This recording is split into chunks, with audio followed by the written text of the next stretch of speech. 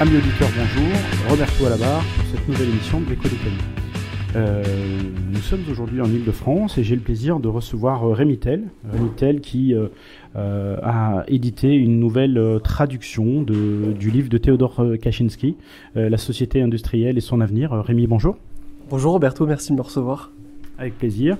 Et nous recevons aussi l'éditeur de ce livre, donc les éditions du Verbe Haut, en l'occurrence, en la personne de Sylvain Durin. Sylvain, bonjour. Bonjour et bonjour aux auditeurs. Alors, merci de m'accorder un moment pour cet entretien, mais la synchronicité des choses fait que j'avais envie, suite au suicide de Théodore Kaczynski, de faire cet entretien, et j'ai eu l'occasion encore une fois, par une synchronicité de l'histoire, de venir le voir en conférence avec Laurent Ozon sur une présentation un peu des travaux de Théodore Kaczynski. Et j'ai voulu en faire une émission, et il a répondu présent, et je l'en remercie aussi. Alors, messieurs, dans un premier temps, pourquoi ce choix de livre, et pourquoi ce choix de livre et à ce moment-là de l'histoire ? Alors, il y a quand même une anecdote assez étonnante dans ce projet de réédition, et je tiens à cet égard à remercier quand même Sylvain Durin, parce qu'éditer un texte comme celui-ci est pas simple. On a vite fait de tomber sous le coup de la loi, même si on a pris les précautions nécessaires.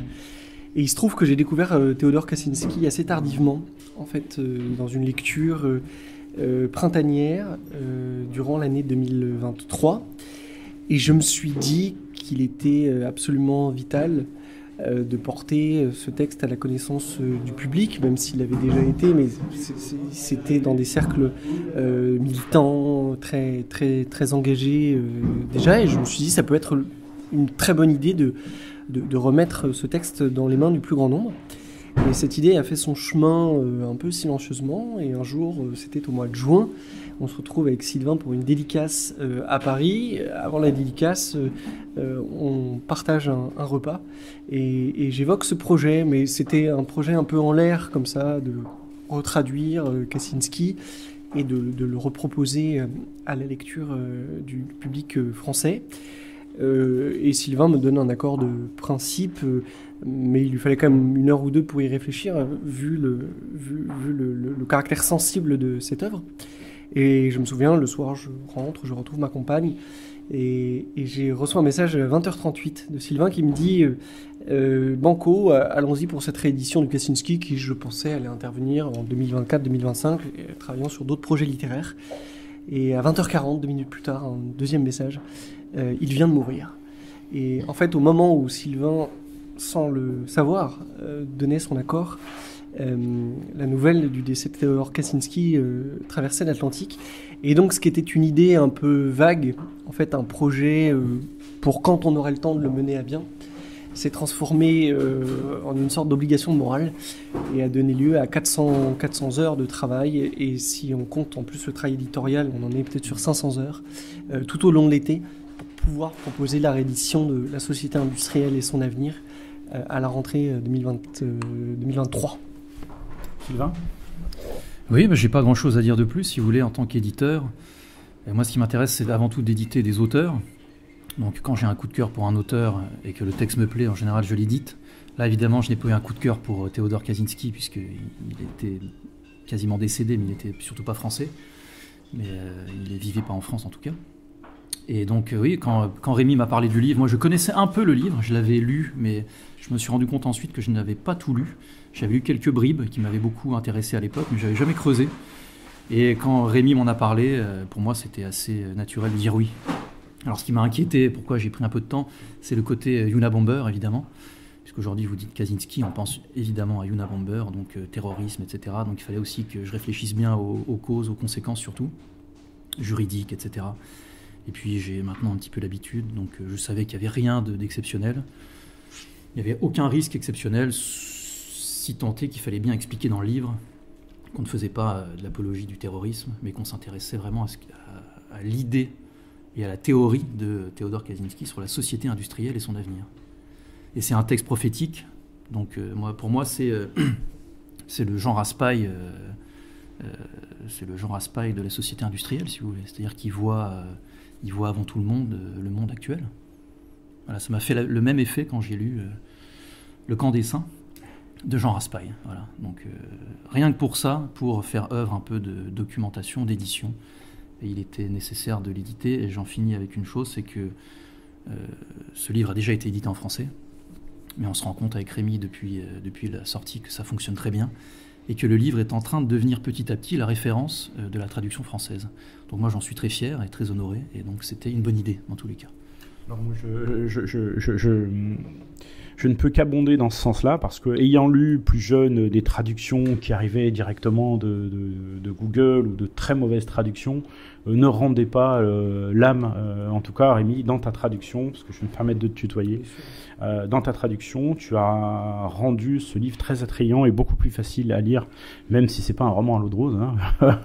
Mais c'est une critique. Je suis d'accord avec l'aspect prophétique de l'auteur et de son travail sur ce livre-là. Donc bravo, belle traduction que je ne peux que vous inciter à acheter. Donc je le redirai certainement à la fin, mais les éditions du Verbe Haut, Théodore Kaczynski, La Société industrielle et son avenir, traduction par Rémi Tel. Alors Rémi, en quelques mots, parce que les auditeurs de Meridian Zero ne te connaissent pas, ou peut-être pas suffisamment, est-ce que tu peux te présenter un petit peu plus, ou peut-être Sylvain compléter? Donc je suis auteur et journaliste. J'ai publié quelques textes, quelques ouvrages au cours des dernières années, dont le fil rouge est ce regard un peu critique sur la modernité. Rien de très original jusque-là, mais au fil de ma réflexion, avec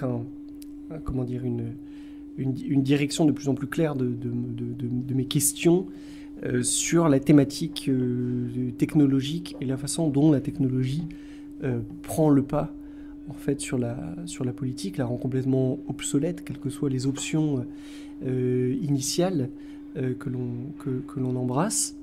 Et c'est aussi la raison pour laquelle la lecture de Kaczynski a été un bouleversement. C'est qu'il mettait des mots, enfin, il apportait des réponses extrêmement concrètes et systématiques en plus aux questions que je me posais. Et aujourd'hui, alors c'est peut-être un problème d'idéologue, hein, mais j'en suis venu à considérer que la plupart des mots MAUX dont on commente tous les jours dans l'actualité, à tout niveau, en fait, résultent de cette espèce de machine infernale, de ce monde des machines qui avance comme ça de façon complètement univoque et qui en fait rend soluble tout ce qu'il touche, des cultures, aux principes moraux, aux principes éthiques, à la nature du travail bien sûr, à la nature elle-même, d'ailleurs, avec cette espèce d'omnicide de la biodiversité, d'omnicide du vivant, tous azimuts. Et donc je crois que cette question est en fait la grande oubliée des disputes militantes, c'est-à-dire que on s'écharpe sur telle ou telle vision de l'Union européenne, telle ou telle vision de l'État-nation, telle ou telle vision des relations internationales, mais le précurseur du monde tel qu'il est aujourd'hui, en fait, est complètement absent du débat. Et j'aime cette phrase de Bernanos qui explique que des États-Unis ou de l'URSS, en réalité, l'URSS a joué pour les États-Unis le rôle du parlementaire faisant fortune dans l'opposition, mais qu'ils étaient réunis par une même vision matérialiste et technicienne, en réalité, de l'existence humaine. Et donc, à l'heure du transhumanisme, à l'heure des débats sur l'euthanasie, sur tous ces sujets-là, je pense qu'il était important de réintroduire la question technique dans nos réflexions, quoi. Oui, je peux compléter parce que Rémi ne s'est pas vraiment présenté. En tant qu'éditeur, encore une fois, je pense que Rémi est l'une des plumes les plus prometteuses actuellement dans notre milieu, hein, au sens large. Il a un côté romancier, notamment avec Le Vieux Témoin, un côté, disons, traducteur, mais quand on traduit, on réécrit quelque part le livre sans le transformer, mais il y a une part de réécriture. Et là, on va éditer son prochain livre, donc je sais qu'il continue à travailler sur ces questions. Donc pour moi, c'est un jeune auteur, mais plein de promesses. Et il est journaliste également. Donc c'est aussi pour ça que j'ai souhaité travailler avec lui, parce que j'ai senti un potentiel assez exceptionnel. Voilà. Évidemment, c'est pas Rémi qui peut vous dire ça lui-même. Et donc voilà, je lui souhaite plein de succès dans ses ouvrages, et je sais qu'il a une place vraiment à prendre dans ce milieu-là, quoi. D'autant plus que ces thématiques de la prégnance de la technologie sur tout le reste sont totalement absentes, comme tu l'as dit, Rémi, des débats actuels, et c'est pour ça qu'il me semblait essentiel de faire cet entretien aujourd'hui. Alors, j'en profite avant de rentrer dans le vif du sujet pour passer un petit bonjour à un ami commun, Sylvain, Jean-Paul de Lorraine, qui sera heureux et qui a un petit peu contribué à nous permettre de nous retrouver aujourd'hui. Donc, j'en profite pour le saluer. Merci à lui. Oui, merci à lui. Alors, qu'est-ce qu'on peut dire pour présenter un petit peu Theodor Kaczynski et pourquoi, un peu plus tard, on l'a appelé Unabomber? Si on devait le présenter. C'est un philosophe terroriste, ou un terroriste philosophe, je ne sais pas dans quel sens il faut le prendre. En tout cas, il démarre dans le monde institutionnel avec une carrière extrêmement prometteuse, puisqu'il obtient en 1967 le prix de la meilleure thèse en mathématiques des États-Unis. Il est nommé professeur assistant de mathématiques. Il me semble que c'était à Stanford ou à Berkeley, je ne sais plus. Sur la côte ouest des États-Unis, ce qui, à son âge, était complètement inespéré, et ce qui laissait entrevoir un parcours universitaire absolument brillant et couronné de succès, y compris à l'international. Et puis il décide de tout abandonner pour vivre dans une cabane, dans les bois, sans eau, électricité ni déclaration d'impôts, et tout en travaillant sur son œuvre philosophique, inspirée par des philosophes notamment français comme Jacques Ellul. Il va organiser une action directe et envoyer à des personnes qu'il cible comme étant les tenants de la société techno-industrielle des colis piégés qui, pour beaucoup, c'est heureux d'ailleurs, n'ont pas explosé. Et il va faire l'objet de la plus longue et de la plus coûteuse traque de la part des autorités fédérales américaines. En 1995, il envoie le texte de la société industrielle et son avenir au New York Times et au Washington Post. Il va exercer vis-à-vis de ces deux publications majeures des États-Unis une forme de chantage en disant « Voilà, ça fait 20 ans que vous me cherchez, j'accepte de cesser de tuer si vous publiez ce travail. » Et donc, le texte de la société industrielle et son avenir sera joint au New York Times et au Washington Post. Je crois qu'il sera tiré à 200 000 exemplaires. Mais pour être très honnête, il ne rencontre pas le succès, y compris avec le lectorat qui je pense, méritait de rencontrer. Et parmi ces 200 000 lecteurs, ou en tout cas les 200 000 personnes qui ont le supplément du New York Times dans la main, il y a un homme qui est le frère de Theodor Kaczynski et qui va reconnaître à la fois le style très particulier de son frère à l'écrit, et puis également ses obsessions, et notamment la question technique. Il se souvient qu'il vit dans une cabane isolée dans les bois dans le Montana, et en fait il va dénoncer son frère, et c'est ce qui conduira à l'arrestation de Theodor Kaczynski, dont les crimes ont été extrêmement commentés. Ça a fait l'objet de séries sur Netflix, de films, etc. Mais dont la pensée, elle, a été largement quand même reléguée au second plan, alors qu'à nouveau, elle est absolument essentielle pour comprendre la situation présente, imaginer l'avenir, et puis sortir aussi de cet enfer que décrit Kaczynski. Je pense que le temps rendra service et rendra hommage à son œuvre. J'espère que cette réédition française contribuera aussi à cette dynamique. Parce que tout simplement Theodor Kaczynski est mort, et qu'il est temps d'aborder son cas avec un peu plus de sérieux qu'on ne l'a fait jusqu'ici. Et je crois que, comme beaucoup d'immenses intellectuels, comme beaucoup d'immenses auteurs, en fait seul l'avenir permettra de saisir à quel point il a été avant-gardiste et à quel point son œuvre est prophétique, en fait. Alors effectivement, tu l'as souligné, c'est quelqu'un de très, très intelligent. On a même dit qu'il avait un QI de 170. Pour revenir un petit peu en arrière, il rentre à Harvard en 1958 pour suivre son cursus. Et là, j'aimerais qu'on revienne justement sur une petite expérience qu'il subit ou qu'il choisit de subir avec le professeur Murray pendant 3 ans, des tests psychologiques. L'idée globale, c'était de rédiger un mémoire, puis d'être attaqué par un avocat qui était là pour déstabiliser, pour mettre sous stress, etc. Des interrogatoires intensifs que Murray qualifiera lui-même d'abusifs. Est-ce que c'est quelque chose dont tu penses qui a pu influer sur sa psyché, on va dire? C'est une question que je me suis posée sans avoir de réponse. Donc effectivement, Ted Kaczynski a été sujet aux expériences dites aujourd'hui MK Ultra, dont l'objectif était de comprendre comment, en brisant quelqu'un psychologiquement, on pouvait parvenir à prendre le contrôle en fait, de lui, thématique très actuelle, et qui trouve aussi une place importante dans la pensée de Kaczynski, puisqu'il explique que le seul moyen pour la société industrielle de survivre, c'est d'adapter l'homme à ses besoins à elle, au détriment de ses besoins à lui, et que pour ça, elle doit en passer par la manipulation biologique, la manipulation psychologique et la manipulation génétique. Et donc lui a subi cette tentative de manipulation psychobiologique d'ailleurs, puisque je crois que ces expériences intégraient également la prise de psychotropes comme le LSD. Mais je ne pouvais pas matérialiser quel avait été véritablement l'impact de ce moment-là, surtout qu'il ne parle pas de lui dans la société industrielle et son avenir, sur sa pensée.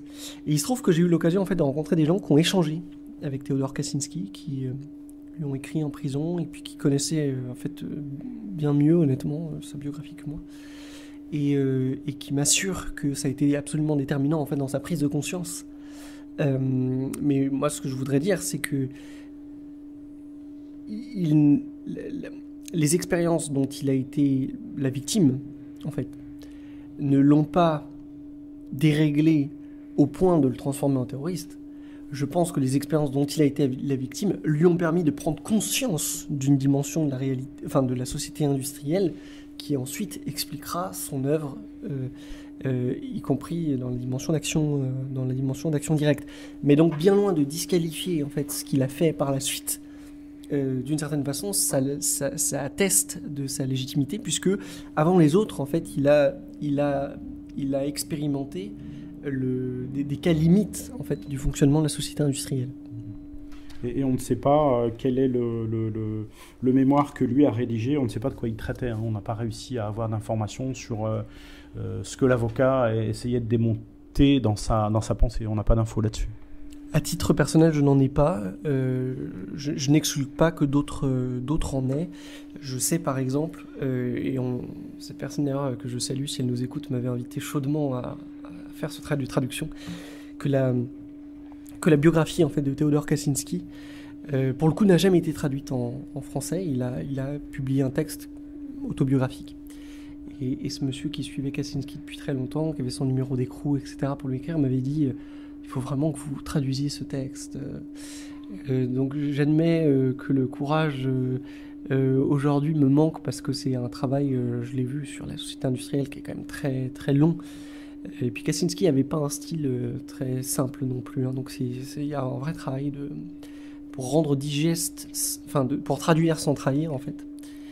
Donc je me suis pas encore collé à cette œuvre-là, mais je pense que ce serait utile et que ça nous apprendrait beaucoup de choses en France, et qui permettrait d'éclairer aussi sa pensée, quoi. Alors ce qui est sûr, c'est que le professeur Murray lui-même, qui était quand même affilié à l'OSS, qui est l'ancêtre de la CIA, qualifiera ces expériences de personnel, d'abusives. Et en tout cas, si Kaczynski rentre à l'université en 58 et qu'il subit ces tests durant 3 années, on sait qu'en 1862, il devient hostile à la technologie. Et là, on est vraiment dans une chronologie très, très, très parlante. En 1969, il démissionne de tous ses postes et il retourne vivre chez ses parents. Et en 1972, il retourne vivre dans le Montana pour, je pense, mettre en adéquation le choix de vie qu'il avait adopté dans une forme de survivalisme, et il vit une vie assez proche de celle d'un ermite. Et en 1970, de 1970 à 78, premier attentat. On sait ce qu'il fait dans cette période. Est-ce qu'il travaille sa pensée? Est-ce qu'il commence à rédiger? Est-ce qu'il se documente pour préparer les actes de terrorisme plus tard? Est-ce qu'on a une idée de ce qu'il fait à ce moment-là? Des indices, en tout cas. Quand la police investit sa cabane du Montana, elle découvre un homme vivant dans le dénuement le plus total, en autosuffisance complète, mais pas l'autosuffisance comme on pourrait l'imaginer aujourd'hui, qui est aussi, et on pourrait en discuter d'ailleurs, beaucoup assise sur la technologie. C'était quand même très rudimentaire, il n'y avait pas forcément de système de récupération d'eau, il allait chasser tous les jours, quoi. Et donc il n'y avait pas grand-chose dans cette cabane. Il y avait deux éléments parlants. D'une part, du matériel dont on aurait pu penser qu'il servait à la confection de ces colis piégés, et d'autre part, beaucoup de livres. Et donc, à l'évidence, Kaczynski lisait beaucoup, et la force de son travail, c'est aussi d'avoir produit un immense exercice de synthèse. Jacques Ellul, qu'il avait beaucoup lu, rejoint et précède même d'ailleurs à bien des égards Kaczynski dans cette réflexion sur les techniques. L'intérêt justement de la société industrielle, c'est qu'on a une forme de condensé en fait de réalité, avec une dimension de projection aussi, comment cette réalité est amenée à évoluer selon les règles qu'elle s'est choisies aujourd'hui. Et donc je pense qu'on peut sans trop s'avancer considérer que cet isolement dans le Montana a été l'occasion à la fois de vivre comme lui souhaitait vivre, c'est-à-dire en homme libre, et ce qu'il appelle la liberté, c'est, on pourra y revenir, mais c'est l'exercice de ce processus de puissance, c'est-à-dire de se définir des objectifs, de consentir à un effort pour les atteindre, et puis de l'atteindre. Et il prend beaucoup d'ailleurs l'exemple des chasseurs-cueilleurs. Donc j'imagine que tous les jours il était aux prises avec ce processus-là, de devoir trouver des lapins, de devoir trouver un élan pour se nourrir, d'aller le traquer et puis ensuite de l'utiliser pour sa consommation essentielle. Et la réflexion. Et je trouve aussi, j'en terminerai par là, moi c'est ça qui m'a intéressé chez Kaczynski, même si, et je le dis pas d'ailleurs par excès de précaution, parce que vraiment je le pense vraiment, et je pense qu'aujourd'hui j'ai renoncé à toute forme de parole contenue, mais je pense que son œuvre d'action directe est profondément ratée, et à nouveau je le dis vraiment pas par prudence, parce que je pourrais avoir sur d'autres personnes des points de vue différents, et même sur l'actualité aujourd'hui avoir un point de vue complètement différent. Je ne suis pas du tout l'ennemi de l'action directe, mais en ce qui le concerne très précisément, je pense que c'est fondamentalement raté, parce que déjà les cibles étaient drôlement choisies, deuxièmement les trucs explosaient pas, troisièmement la revendication idéologique est venue très tardivement. Et alors pourquoi je dis ça? Il n'empêche que, et c'est ça qui m'a plu chez lui, c'est que c'est un homme qui a jamais dissocié la pensée de l'action, y compris dans l'action non violente, le fait tout simplement de joindre le geste à la parole et de pas se faire anti-moderne depuis son poste, depuis sa chaire universitaire avec son salaire de $10,000 par mois, mais de dire voilà, renoncer au monde technicien, ça a un coût, et ce coût je choisis de l'embrasser. Donc il y a un alignement complet chez lui entre le verbe et le geste, ce qu'on trouve quasiment plus dans le monde contemporain. Et donc c'est ça qui m'a intéressé, et qui donne aussi une force à sa vision des choses, c'est-à-dire qu'il a été capable d'en supporter le prix. Alors, il écrit lui-même, toi tu parles d'action directe, le terrorisme ou la violence qu'il a choisi d'incarner n'étant qu'une des formes de l'action directe, bien sûr. Mais pourquoi le choix de la violence? Il y répond, page 53 du livre de votre traduction: pour transmettre un message marquant, il aura fallu tuer. Et donc c'était pour dire que, selon lui, son discours aurait du mal à être entendu, et donc il a fait un choix qui effectivement ne l'a pas forcément rendu audible. Unabomber, pourquoi ce nom, si on le traduit ou le décrypte? Alors, c'est un nom qui est donné par les autorités américaines. Lui signera ses actes criminels, et ses textes d'ailleurs au départ, des initiales FC correspondant à Freedom Club, qui est un club dont il était finalement le seul membre, mais qu'il avait fondé dans l'espoir justement au départ d'une action collective et plutôt... C'est une bannière de rattachement. Exactement. Ouais. Donc lui se désigne sous les initiales de ce Freedom Club, Unabomber, parce que il s'attaquait aux universités. Donc il était anonyme et il envoyait des bombes. Et donc université, anonyme et bombe, ça donne Unabomber dans le langage des autorités américaines, et c'est comme ça qu'il a été connu effectivement par le public.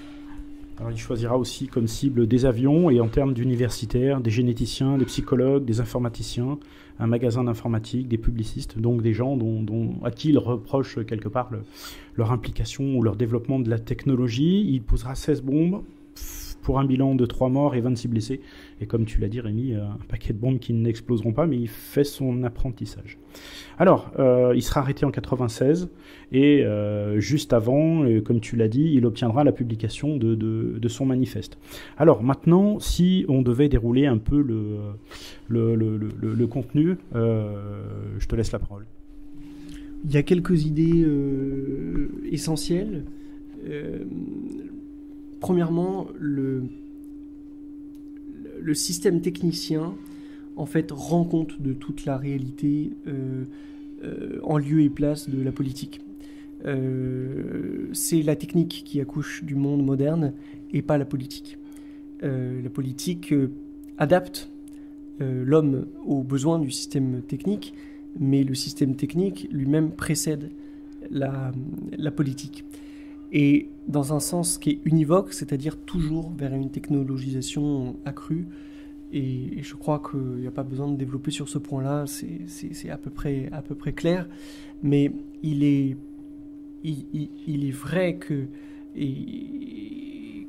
encore une fois, quelles que soient aujourd'hui les options qui sont représentées par exemple dans le paysage politique français officiel, on a toujours ce fil rouge et le sentiment aussi que les hommes, les acteurs politiques, sont dépassés par la réalité technique, avec cette espèce d'ambivalence justement dont parle Laurent Rozon, entre la puissance ou la mort.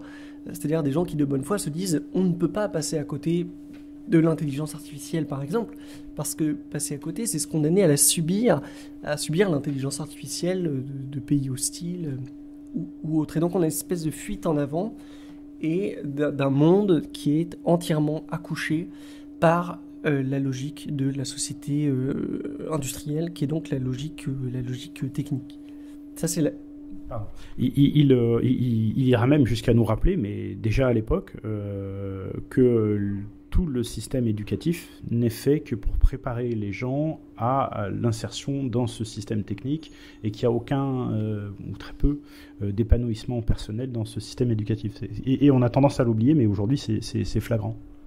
Oui, tout l'appareil politique vidé de sa puissance, mais pas de sa substance, est orienté au service des intérêts de la société industrielle. Du reste, petite anecdote, mais l'amiral Philippe de Gaulle nous a quittés il y a quelques jours, et je regardais une interview qu'il donnait chez Thierry Ardisson dans les années 90 ou au début des années 2000, où il expliquait qu'en fait son père avait bien anticipé la chute de l'URSS et considérait déjà que la politique était vouée à s'effacer au profit de la logique technologique, et que la seule vérité en fait politique du XXIe siècle serait une réalité technologique. Donc De Gaulle avait aussi visiblement eu cette grande prescience. Kaczynski nous dit une autre chose dont vont découler plusieurs implications.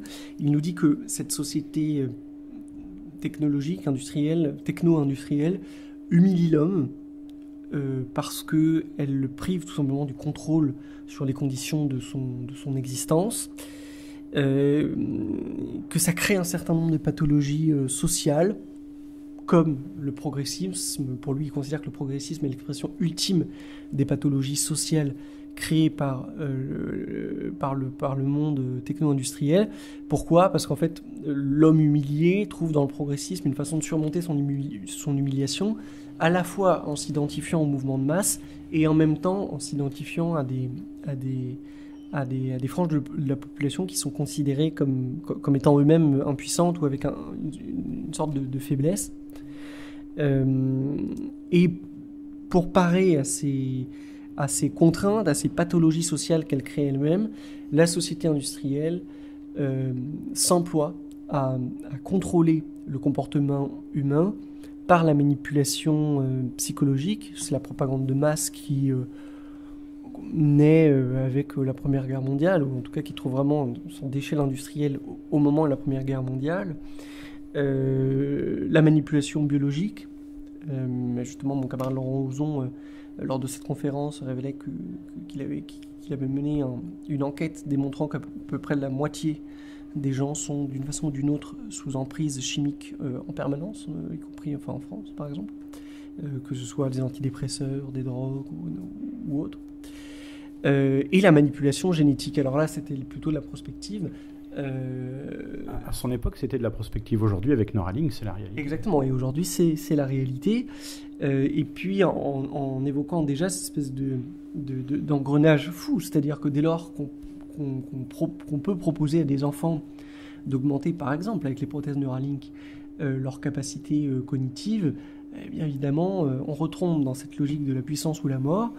Et peu de parents, très peu de parents, accepteront de laisser leur enfant devenir le dernier de la classe, perdre ses chances dans la vie, pour ne pas être augmenté. Et de toute façon, quand bien même ses parents le refuseraient, il serait finalement condamné à la disparition, puisque face à un monde qui ne leur inspire plus que du dégoût, au mieux ils ne se reproduiront plus, ou plutôt ils seront dans un tel état de faiblesse que de toute façon il y aura une forme de sélection naturelle. Donc ça, il nous dit ça aussi. Et puis il explore enfin les voies et moyens pour sortir en fait de l'enfer industriel, en expliquant que seule la révolution peut le permettre, parce que les compromis politiques finissent toujours par s'effondrer, par être renégociés à petits pas. Pour lui, cette révolution doit être transnationale. Il est international, effectivement, et international. Justement pour sortir de cette logique de la puissance ou la mort, en imaginant que le système industriel crée quand même de tels troubles qu'il participe grandement à sa propre fragilité, et que le rôle des révolutionnaires sera d'intervenir au dernier moment, d'une certaine façon, pour le pousser dans le précipice. Une fois que chacun aura compris que c'est bien le système industriel qui est en cause et pas la politique des révolutionnaires, tout en étant honnête aussi sur les conséquences de cet effondrement, l'homme redeviendra libre, mais il ne sera plus prospère. Et ça, Kaczynski a aussi l'extrême honnêteté intellectuelle de le dire, où il envisage un autre scénario, où le contrôle psychologique, physiologique, génétique des individus aura permis d'adapter l'homme à la logique industrielle. Et là, il nous dit, nous aurons des hommes qui seront heureux, mais qui ne seront certainement pas libres. Lui fait le choix de la liberté contre le bonheur. Alors il va très très loin, on va y revenir un peu plus loin, mais il va très très loin, puisqu'il va même à dire, en fonction des maîtres du moment, soit il y aura génocide, soit il y aura asservissement. Il va très très loin dans ce qu'il dit, hein, et ce qu'on a vécu là avec le Covid laisse quand même penser que l'oligarchie a fait un choix d'éradiquer quand même la population mondiale. Oui, je suis assez d'accord avec ça. Même après, on peut se demander si c'est un choix par défaut, un choix par dépit, ou un choix enthousiaste. À titre personnel, je pense que on est vraiment dans ce que Gunther Anders appelait l'obsolescence de l'homme. avec des problèmes, et d'ailleurs Kaczynski en parle, et nous dans nos milieux on a du mal avec cette notion-là. Mais je pense que c'est en fait on a tort de traiter avec mépris l'enjeu démographique. Et il y a un vrai enjeu démographique. Et il y a une réalité qui fait que il sera difficile de vivre sur Terre, y compris d'un point de vue psychologique, y compris si on devient 15 milliards. Et là, j'ai plus les chiffres en tête, mais je crois que la population humaine, est d'une certaine façon, c'est très heureux, parce que ça montre que la mortalité infantile baisse, que tout, mais a été multipliée par 4, il me semble, en un siècle, ou quelque chose comme ça. Et il y a une angoisse qui parcourt différents milieux, qui parcourt aussi la pensée de Kaczynski, sur quel avenir pour l'humanité lorsqu'elle aura pris toute la place. Et certains en tirent la conclusion que il vaut mieux s'en débarrasser à ce moment-là. Alors on a les plus optimistes comme Elon Musk qui considèrent que l'avenir de l'humanité sera forcément multiplanétaire et que c'est le salut pour l'espèce humaine, puisque de toute façon elle ne pourra pas vivre seule sur la planète bleue. Et puis d'autres plaideront pour en fait l'extinction de l'espèce humaine.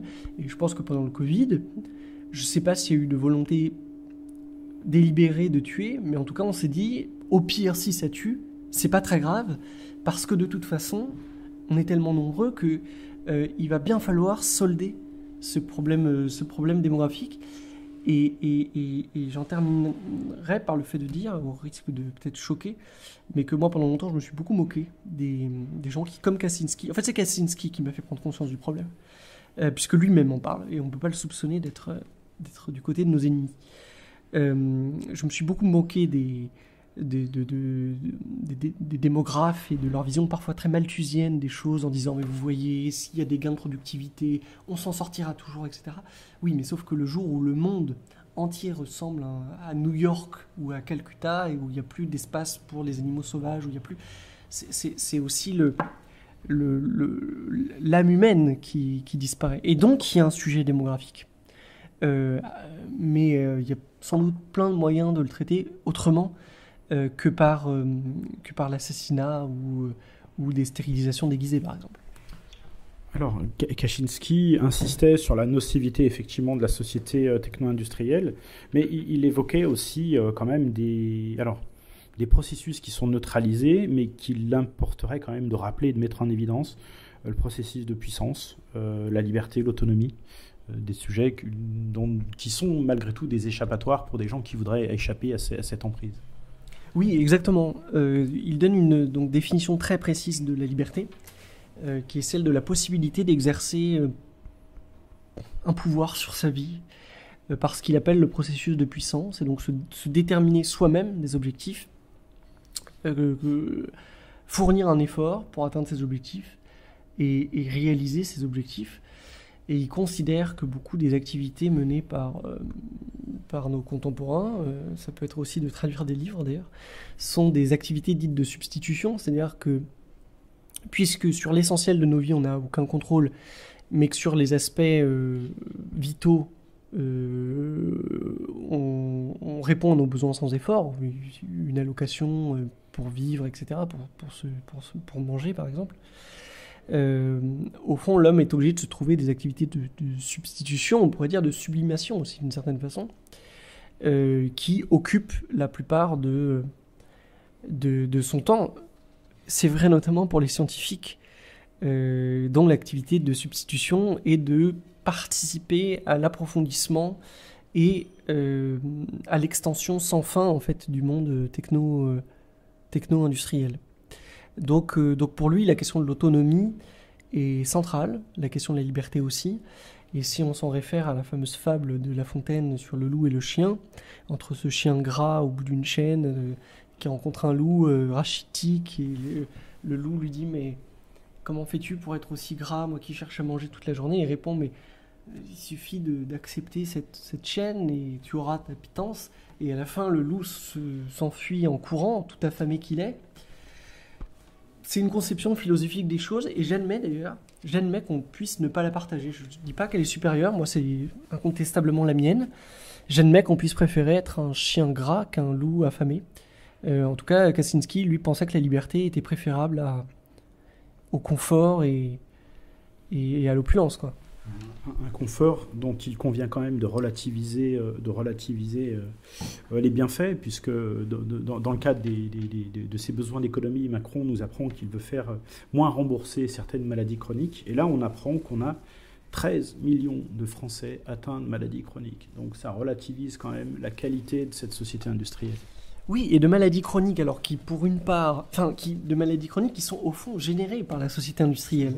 C'est ça, c'est-à-dire que pour le meilleur, la société industrielle, c'est la première phrase du livre, a permis l'allongement de l'espérance de vie. Et donc, quand on vieillit, eh ben, les maladies deviennent chroniques et avec tout ce que ça suppose, y compris le coût pour la collectivité, etc. Mais énormément des maladies qui nous affligent, en fait, sont des maladies, sont des pathologies créées par la société industrielle. Je voyais l'autre jour une étude très sérieuse qui démontre de façon à peu près incontestable qu'il n'y avait pas de cancer, il n'y avait pas de diabète, il y avait chez les Indiens d'Amérique, par exemple.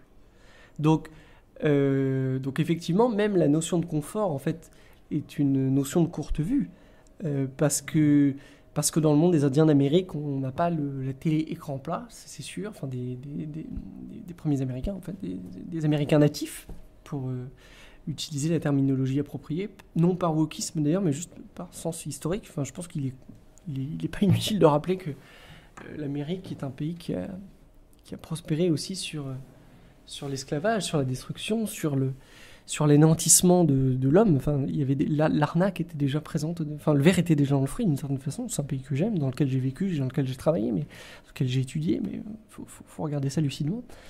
Et donc les Indiens d'Amérique ne connaissaient pas le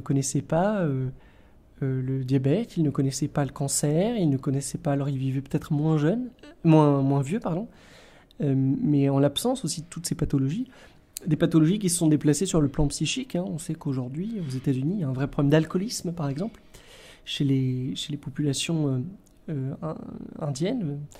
Et que cet alcoolisme est notamment dû à l'anomie, en fait, qui a été créée par le déracinement, le fait de voir ses terres envahies, le fait de voir sa culture brisée, défiée, y compris d'un point de vue symbolique, enfin, regardée de haut, alors qu'ils c'était des peuples extrêmement fiers de leur culture, qui est une culture extrêmement sophistiquée, mais avec aussi cette transmission qui se perd. Et donc c'est aussi une autre pathologie de la modernité, que la modernité essaiera de contrôler en inventant un médicament pour je crois que c'est le baclofène, pour éviter d'être alcoolique.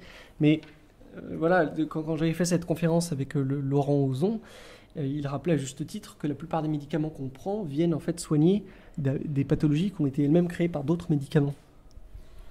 Alors, Kaczynski évoque la possibilité d'un effondrement du système techno-industriel dans le cas où un de ces dominos viendrait à s'effondrer. Et quand on regarde aujourd'hui la société américaine, on est quand même en droit de se demander si démocratiquement, socialement, psychologiquement, on n'est pas à la veille de l'effondrement d'un de ces dominos quand même.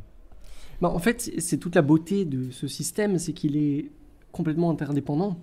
C'est-à-dire que si Taïwan n'est plus en mesure de produire des semi-conducteurs, Elon Musk ne peut plus produire ses voitures Tesla en Amérique.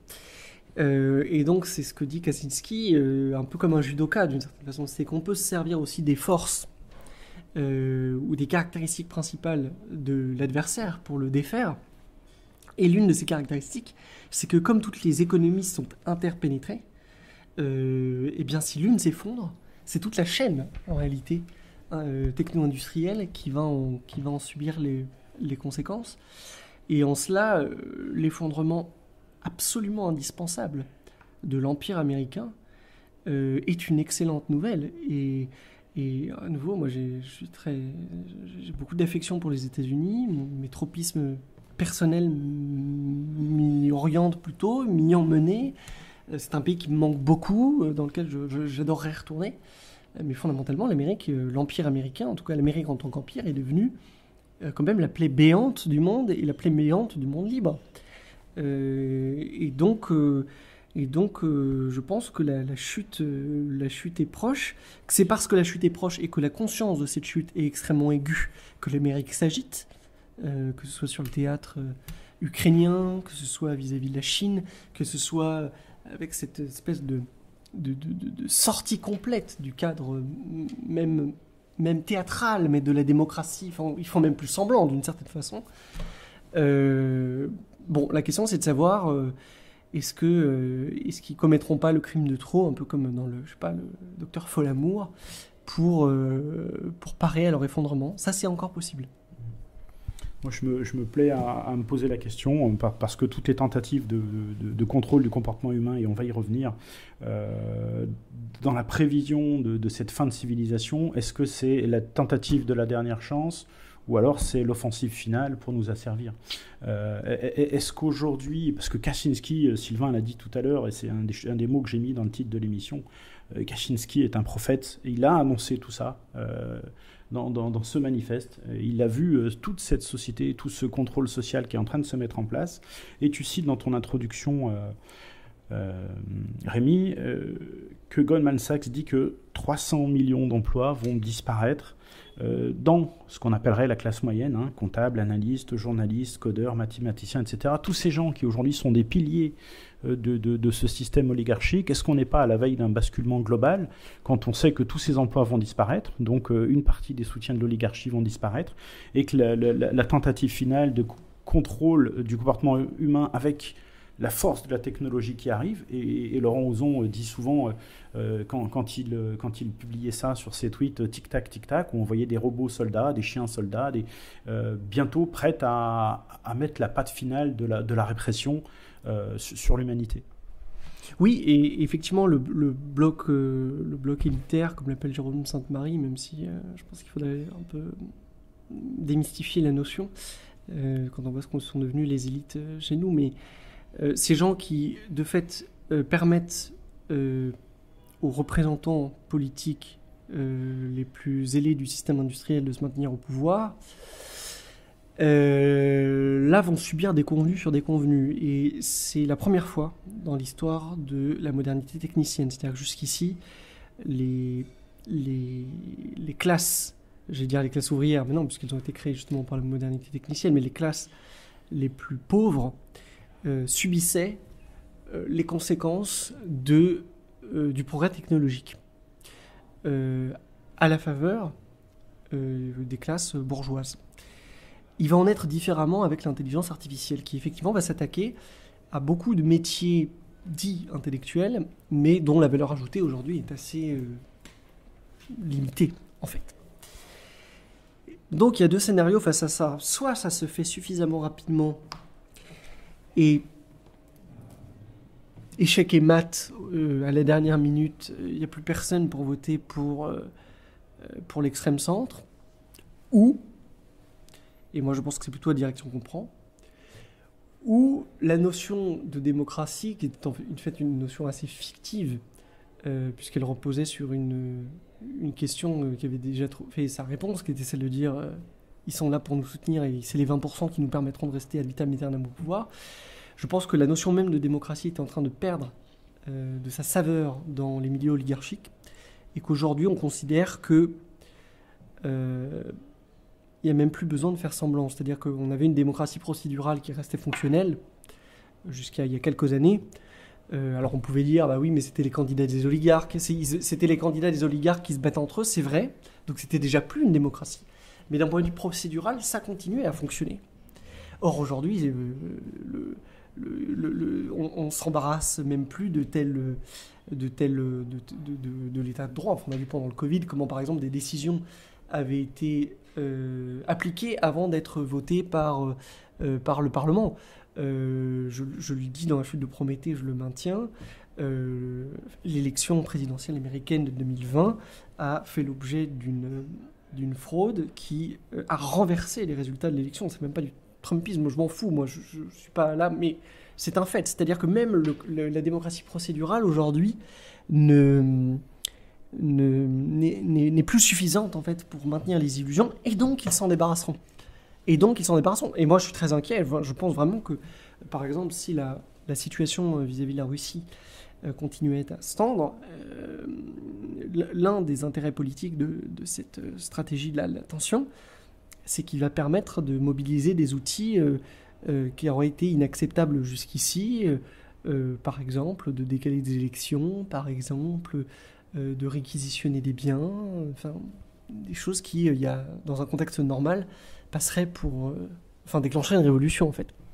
Trafiquer les élections, passer au vote électronique pour rendre tout ça beaucoup plus facile. Alors, quand c'est aux États-Unis, donc il n'y a pas de possibilité de fraude sur les machines électroniques. Par contre, visiblement, quand c'est en Russie, toutes les machines électroniques sont par essence des outils de fraude. C'est assez intéressant comme changement de pied. Précision importante, mais alors c'est évident pour beaucoup de plus en plus d'auteurs que nous sommes entrés dans une post-démocratie, et je vais l'illustrer avec un commentaire de Laurent Alexandre, qui n'hésite pas à dire qu'on est rentré dans une période où on va rentrer dans 1000 ans de gilets jaunes, et il n'hésite pas non plus à réhabiliter le suffrage censitaire, donc pour les plus riches, donc pour montrer où se dirige cette fausse démocratie qui n'a toujours été qu'un leurre au service des possédants, je vais les appeler comme ça. Oui,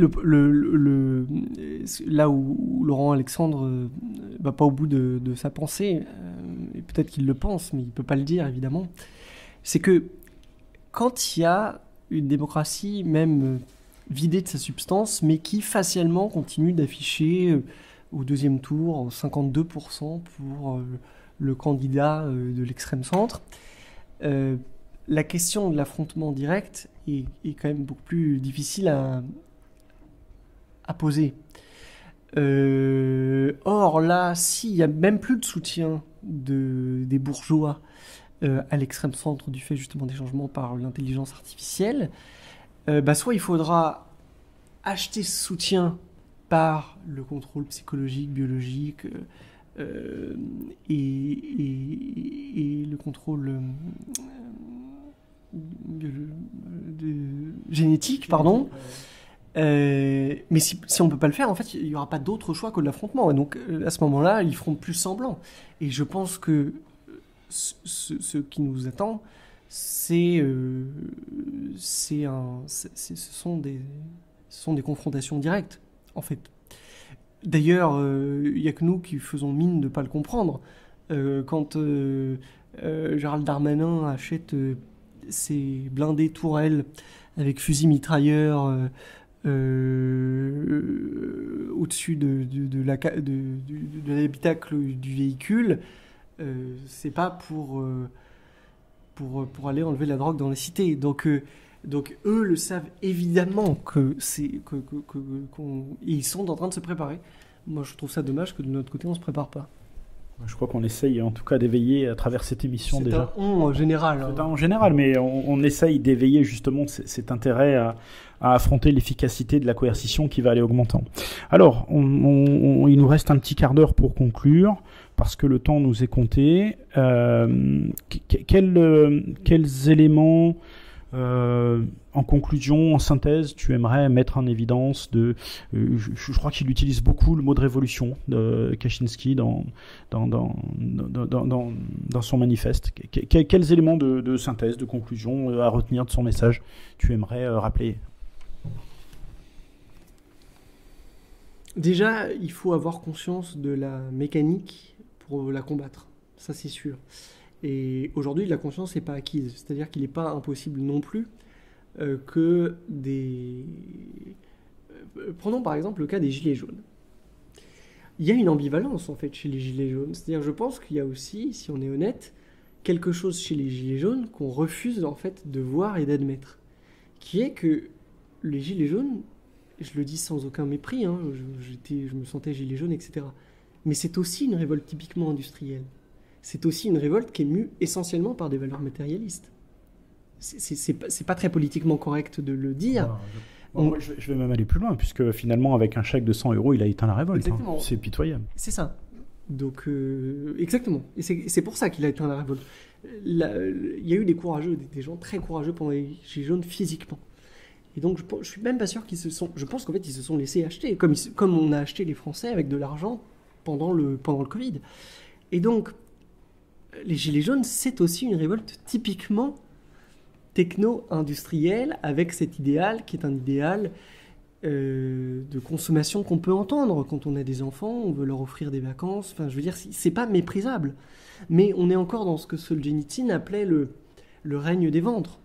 Et il le dit, il faudra un temps pour l'Occident où on cesse de juger de l'efficacité d'un chef politique sur la façon dont il aura rempli les frigos ou dont il aura lutté contre le chômage. Et ça, évidemment, même démocratiquement, c'est impossible à porter comme discours. C'est pour ça que j'ai abandonné l'idée même d'une solution politique.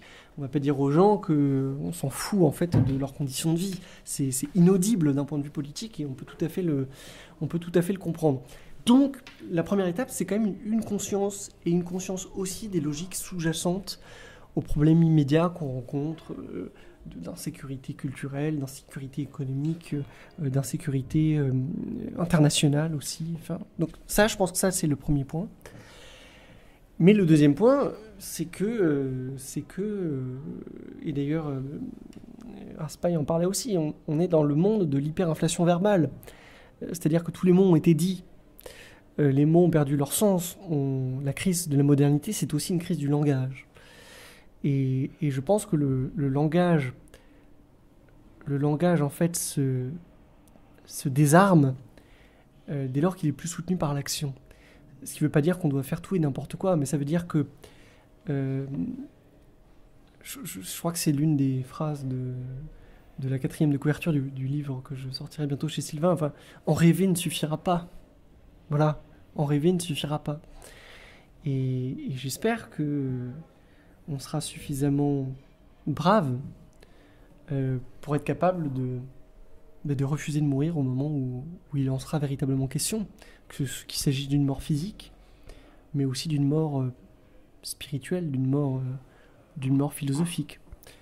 En sera-t-on capable? Je ne sais pas, je le souhaite de tout cœur. Alors, dans les conseils très pratiques qu'il donne, effectivement, c'est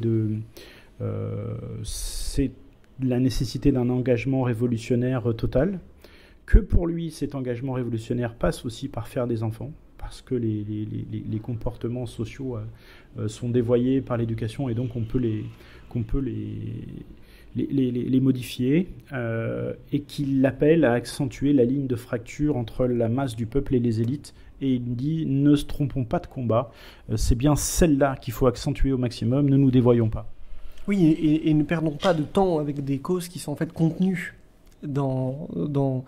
et qui concernent les effets de la société industrielle, qui ne sont pas des causes de nos maux, mais qui en sont juste les effets du mot principal, qui est cette espèce de totalitarisme technicien.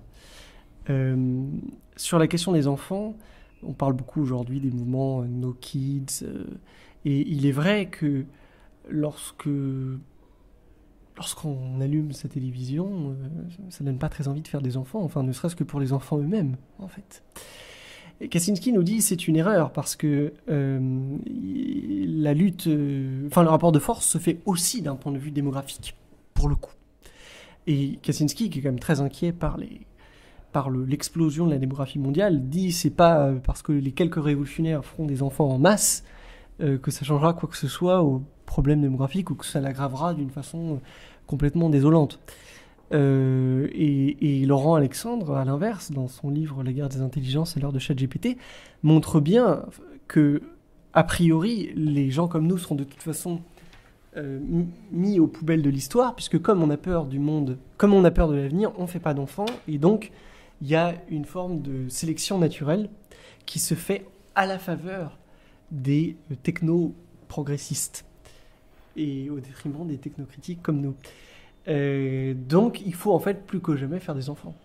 Et il appelait aussi, dans les éléments importants, à se méfier de ces autoritaires progressistes qui, eux, n'hésiteront pas à nous couper la tête, à couper la tête à d'autres révolutions que la leur, en fait. Oui, complètement. Complètement. Et alors moi, j'ai pas toujours été d'accord avec ça, pour être très honnête. Et j'ai eu une sorte de prise de conscience au moment des guérillas, de la réforme des retraites. J'ai été, comme beaucoup de jeunes Français, dans les rues à faire ce que beaucoup de jeunes Français faisaient à ce moment-là. Et en fait, avec des gens très différents. de moi d'un point de vue politique. Et à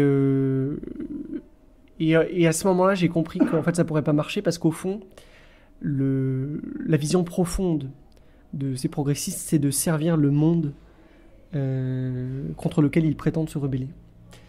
Je pense qu'ils le font de bonne foi, mais ils le font et à la fin, ça dénature en fait le message envoyé par un mouvement politique. Et puis, ils ont en plus une capacité à noyauter les choses qui est quand même assez puissante. Et donc, c'est vrai que moi, j'ai longtemps été un adepte des coalitions de causes. D'une certaine façon, j'y crois de moins en moins. Et effectivement, je ne pense pas, et Kaczynski le démontre, lui, parfaitement dans son livre, qu'il soit en fait possible de mener une sorte de révolte aux côtés des progressistes qui se termine autrement que par une nouvelle étape franchie par le système industriel dont l'armée de réserve sont les progressistes. En fait.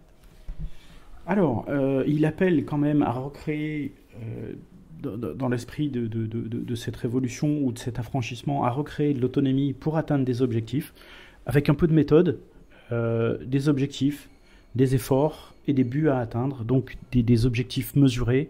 Et dans cette autonomie, toi, tu rappelles que, par exemple, il faut utiliser des technologies décentralisées.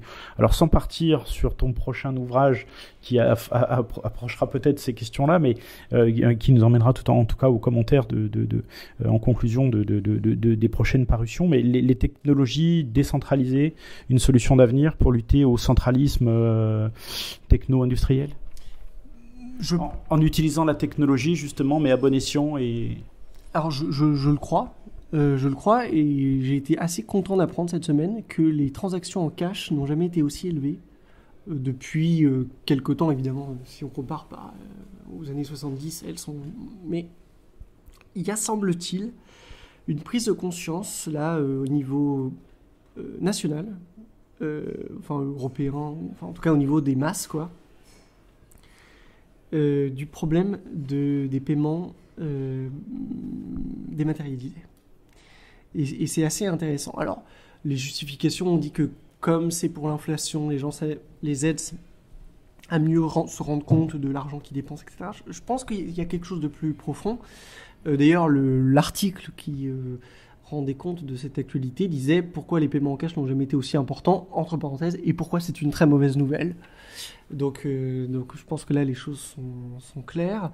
Et oui, il est certain qu'il est possible d'utiliser des technologies sur lesquelles on conserve la maîtrise, qui ne nourrissent pas la bête d'une certaine façon. Et je pense que c'est l'une des voies d'avenir, quoi. Ça c'est sûr.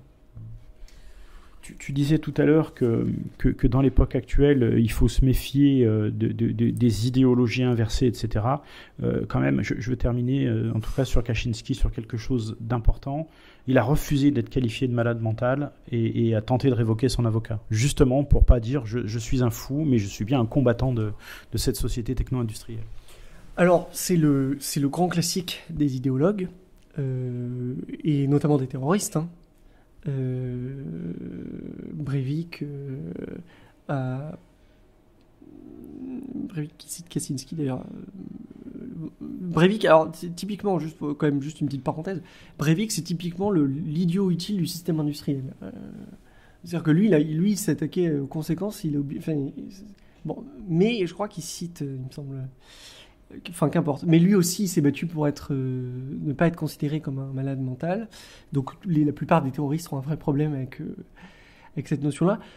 La pathologie mentale n'empêche pas d'être lucide, parfois même extra-lucide politiquement. Alors je ne sais pas si Kaczynski était atteint d'une pathologie mentale. En tout cas, ce qui est certain, c'est qu'il a fait preuve sur le monde d'une clairvoyance qui est quand même assez stupéfiante, et qui pourrait faire dire que ce sont les masses qui sont folles et pas ceux qui, comme Kaczynski, ont tenté de les réveiller.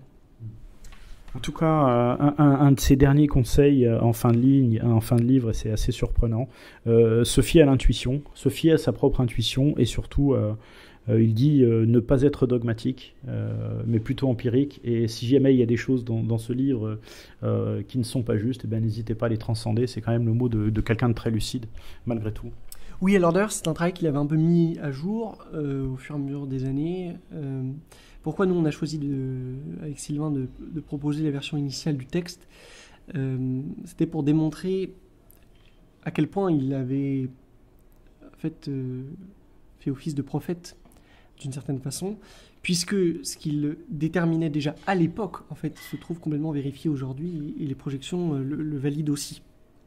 Donc il a ajusté un peu sa pensée, mais tout y était dès les années 70. Il y a une séparation, hein, c'est depuis les Lumières, peut-être un peu avant, entre l'esprit et le corps. Et en fait, l'esprit et le corps sont indissociables. Et cette intuition, c'est aussi le mystère de cet esprit agrafé sur un corps. Et voilà, depuis, nous, on est très cartésien, tout ça, donc on rejette, on a tendance à ne pas le voir. Et je pense que c'est non seulement une erreur, mais c'est aussi une source de souffrance. On se coupe en fait de notre animalité, mais dans le bon sens du terme. Et c'est la raison pour laquelle, d'ailleurs, le contact fréquent avec la nature, avec la vie biologique, peut permettre aussi de nous réaliser pleinement en tant qu'être humain. Vincenot disait quelque chose, Henri Vincenot, vieux bourguignon enraciné, disait que quand on ne sait plus, marche et la lumière te reviendra. Alors, on va considérer que cet entretien est terminé. Je voudrais juste en profiter pour vous tendre la perche sur votre actualité éditoriale, puisque vous avez dit en début d'émission, vous tous les deux, qu'il allait avoir un prolongement un peu mais je ne vais pas t'enlever les mots. Quel sera le prochain livre de Rémy Tel, du coup?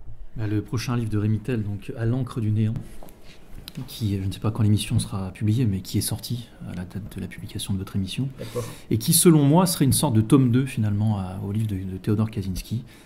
Évidemment, là, on sera dans le cerveau de Rémy. Et j'invite vraiment les gens à lire les deux livres, parce que, malgré l'urgence, le temps n'est pas à l'action, selon moi. Le temps est d'abord à combler le déficit anthropologique de ce pays, en réalité. C'est-à-dire que si les gens veulent agir maintenant, là ils voient Théodore Kaczynski, ils pourraient se dire allons-y, agissons, c'est voué à l'échec. Nous ne sommes pas prêts à ça. C'est-à-dire que si notre milieu venait, selon moi, peut-être que je me trompe, si notre milieu venait à l'emporter d'une quelconque manière, je pense que ça irait dans le mur. C'est trop tôt. Le déclin est très très très profond. Je parle vraiment du déclin anthropologique. Donc pour moi, la lutte actuellement, c'est par le livre. Alors il y a des vidéos, c'est très bien aussi, mais la lutte par le livre me semble assez obligatoire. Et c'est peut-être pas notre génération qui agira, mais peut-être la prochaine. Ce que tu veux peut-être dire par là, Sylvain, c'est qu'il va falloir un temps préalable d'éducation populaire pour se préparer à agir durablement sur le destin, en tout cas déjà de nos petites communautés autonomes, mais un jour peut-être à des aspirations plus grandes. Oui, même populaire, c'est un grand mot. L'histoire se change par la minorité, on le sait, mais notre minorité est déjà trop faible et pas assez formée, c'est pas le bon terme. Honnêtement, j'aime pas non plus ce terme-là, mais notre milieu est aussi dans le déclin. Notre milieu est né par une réaction à ce déclin, ce qui est très bien, mais moi je suis jeune parent et je me rends compte de l'immensité de l'éducation, du prolongement, etc. Et c'est ça en fait pour moi l'action véritable aujourd'hui. L'action politique, je pense que c'est vraiment, vraiment pas le moment. L'action médiatique, oui, éditoriale, oui, livres, vidéos, tout ce que vous voulez. Mais là, on est en train, pour moi, de détapisser le temple, si vous voulez. Et ce seront nos enfants, ou peut-être même les suivants, qui retapisseront. Okay. Rappelez-moi le nom du livre. À l'encre du néant. Donc la sortie est maintenant. Et si l'émission est publiée avant le 5 avril... La soirée de lancement sera le 5 avril à Paris, au Cercle de Flore. Voilà. Écoutez, je vais essayer de pousser mes camarades pour qu'ils publient l'émission. Un mot de la fin, Rémy ? Merci à tous ceux qui ont eu vraiment la grande gentillesse de nous écouter. Je pense que le combat n'est pas du tout perdu. Que c'est aussi, d'une certaine façon, ça donne aussi un sens à nos vies. je crois. Et je crois enfin que la France aura en la matière un rôle particulier à jouer. On n'est pas le pays de Bernanos pour rien. C'est chez nous qu'a été écrit la France contre les robots, et à ma connaissance, l'Allemagne contre les robots ou l'Amérique contre les robots n'existe pas. Il y a quelque chose qui est profondément ambivalent. On est à la fois, comme enfants des Lumières, les auteurs de la modernité technicienne. Enfin, je pense que les Lumières ont été précédées par enfin, ils en sont l'expression politique en tout cas. Mais peut-être qu'aucun pays comme la France n'a souffert de la modernité comme... Enfin, peut-être aucun pays n'a souffert de la modernité comme la France. Je veux par exemple le nombre d'arrêts maladie qui sont prononcés dans notre pays chaque année et qui, contrairement à ce qu'on pourrait penser un peu facilement, ne résulte pas simplement de l'organisation du système de solidarité et de la facilité d'une certaine façon de vivre sans travail en France, mais aussi d'un rapport au travail qui est compliqué chez nous parce que les Français, contrairement à beaucoup de peuples, ont besoin de trouver du sens dans leur travail, plus que les autres peuples. Et donc je crois que la France aura un rôle assez singulier à jouer dans les décennies qui viennent. C'était aussi un des enseignements de Kaczynski, de pouvoir permettre à l'homme de retrouver de l'autonomie et de s'épanouir à travers son travail et ce qu'il fait. Bah, écoutez, merci à tous les deux, et plus que jamais, à l'abordage et pas de quartier.